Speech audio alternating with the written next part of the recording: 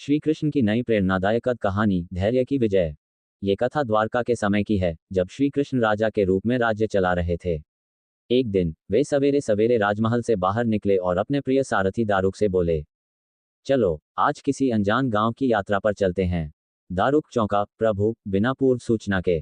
कृष्ण मुस्कुराए, जो पूर्व से तय हो वह जीवन नहीं, योजना है। चलो जीवन की ओर बढ़ते हैं। कुछ ही घंटों में वे दोनों एक छोटे से गांव अनंतपुर पहुंच गए। ये गांव सिंधु नदी के किनारे बसा था, पर वहां के लोग बहुत दुखी थे। हर साल नदी में बाढ़ आती, खेत बह जाते और लोगों का विश्वास ईश्वर से कम होता जा रहा था। गांव के लोग कृष्ण को पहचान न सके। उन्होंने साधारण वेश में प्रवेश किया। एक बूढ़ा किसान, नाम था माधो, उन्हें अपने घर ठहरने की जगह दे दिया। रात को माधो की बहू रमा आंसू बहा रही थी।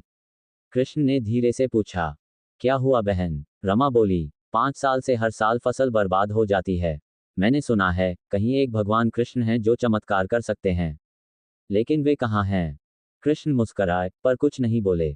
अगली सुबह गांव में एक बड़ा विवाद हो गया। गांव का एक धनी व्यापारी हरिदत्त लोगों को ऋण पर अनाज देता था, और जब वे चुका नहीं पाते तो उनका खेत हड़प लेता। आज भी वह एक विधवा और उसके 2 बच्चों को बेघर कर रहा था। कृष्ण चुपचाप खड़े रहे और गांव वालों की भीड़ में सब देखा। हरिदत्त चिल्लाया, जो काम नहीं करता उसे जीने का हक नहीं। तभी कृष्ण ने आगे बढ़कर कहा, क्या मेहनत करने वाला ही हमेशा फल पाता है?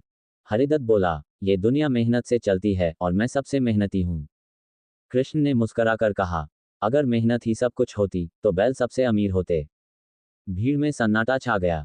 उस शाम कृष्ण ने गांव के मंदिर में एक सभा रखी। कोई उन्हें भगवान समझे या नहीं, लेकिन उनकी बातों में कुछ ऐसा था जो लोगों के मन को छूता था। उन्होंने कहा, इस गांव में संपत्ति तो है पर सहानुभूति नहीं। नदी बहती है पर मन ठहरा हुआ है। जब तक हम दूसरों का दर्द नहीं समझेंगे, हमारी पूजा व्यर्थ है। गांव वालों ने पहली बार सुना कि धर्म सिर झुकाने से नहीं, हाथ बढ़ाने से होता है। कृष्ण ने गांव के युवाओं से मिलकर एक योजना बनाई, नदी के किनारे बांध बनाना जिससे बाढ़ ना आए। उन्होंने धन नहीं दिया, बल्कि योजना, मार्गदर्शन और साहस दिया। 1 महीना बीत गया। गांव के लोगों ने दिन रात मेहनत कर बांध बना दिया। इस बार बाढ़ आई, लेकिन गांव सुरक्षित रहा। हरिदत्त ने वह विधवा का खेत उसे लौटा दिया और गांव के गरीबों को ऋण मुक्त कर दिया। लोगों को तब एहसास हुआ, वो साधारण व्यक्ति जो उनके बीच रहा, वह कोई और नहीं, स्वयं श्री कृष्ण थे। जब उन्होंने उन्हें विदा देना चाहा, कृष्ण ने सिर्फ इतना कहा, जिस गांव ने धैर्य और सहयोग को अपनाया, वहां मैं सदा वास करता हूं।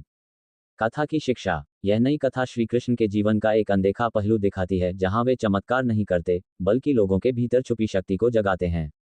भगवान वही हैं जो मार्ग दिखाएं, लेकिन चलना हमें ही होता है। उंगली से दाहिनी ओर इशारा। अगर आपको पसंद आए तो लाइक, शेयर और सब्सक्राइब करें।